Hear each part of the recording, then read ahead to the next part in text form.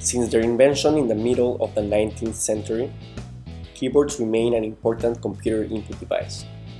It enables users to perform various tasks on a computer, such as text entry and shortcuts. Typically, keys have two states, either pressed or released. Thus, a single key has only one default function, such as typing or deleting a character. Due to this, more complex commands need multiple key presses that could go up to pressing 4 keys at a time, which is unintuitive and hard to remember. We present GestAKey, a new modality for interaction on the physical keyboard, which combines key presses and micro gestures on keycaps. We developed hardware and software systems to detect capacitive touch gestures on keycaps.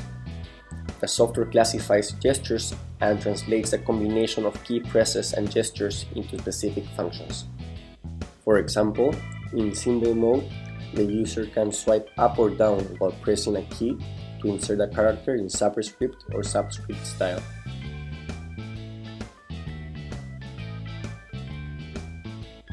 Accented characters can be inserted by doing other gestures while pressing a key.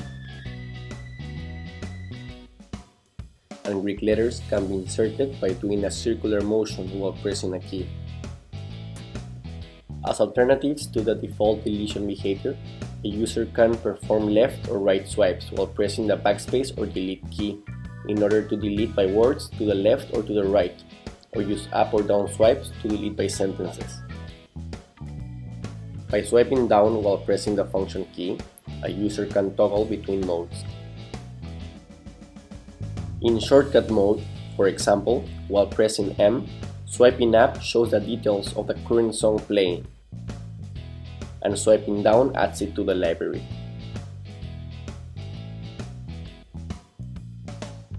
A swiping gesture while pressing Y starts the browser and navigates to YouTube. A circular gesture while pressing F toggles the full screen mode of the current application.